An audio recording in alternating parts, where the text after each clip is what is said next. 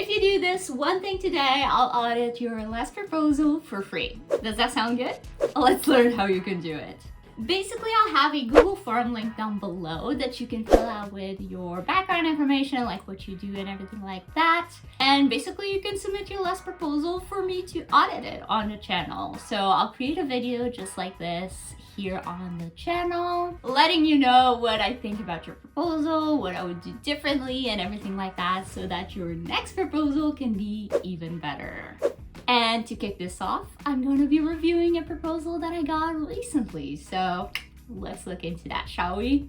First off, I think this proposal may be just a tad too long, and this may be a personal opinion, but clients are busy, so I always like to make proposals a little bit shorter to save them on time. So short and to the point is key here. Now for the content itself, I'm assuming this first line here is a secret word. If you don't know, some clients actually add a secret word in their job post, just so they know that the freelancers actually read through the whole thing and they didn't just copy and paste their proposal from someone else. So be on the lookout for that. Now, next up, one row down in the greeting, I would really like to see the client's name. Sorry, my cats are making a ruckus.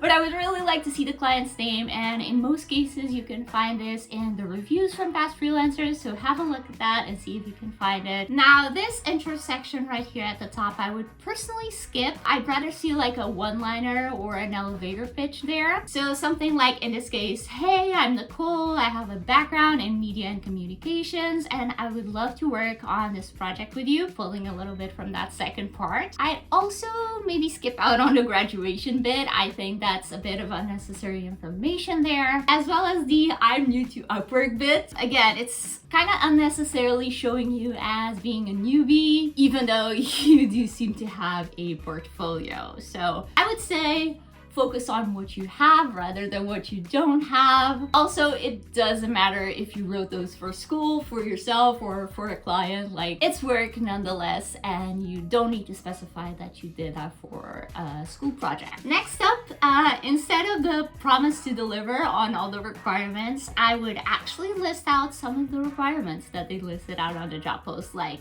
I can definitely help you out with X, Y, and Z. I would just say that instead. Now, the rate discussion you have here at the end, I would probably leave for later in the messages with the client.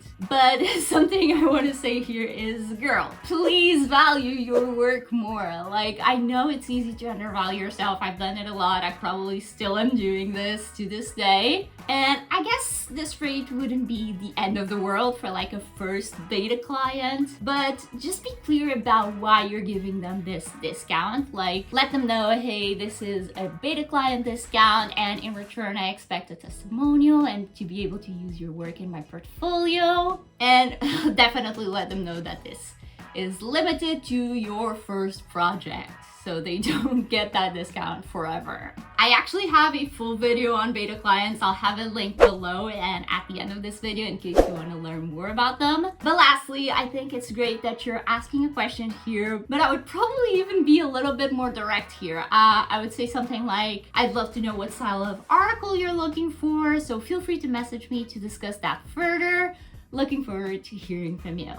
So that kind of gives them a little bit of message me, let's talk about this, you know, let's learn more about each other kind of vibe. So yeah, overall, if you're still here, I would say, and obviously this applies to everyone, not just Nicole, please value your work, guys, and please value your talents, because even if you're new to this, you do have something to offer. And always make sure to highlight your strengths, not your weaknesses. I mean, I know honesty is important, and I'm not saying that you should fake it until you make it by any means. But from my experience, we're all worth more than we think, and we're always our own worst critics, so please try to present yourself as confidently as you can. And hey, if you really don't have any experience, do a personal project.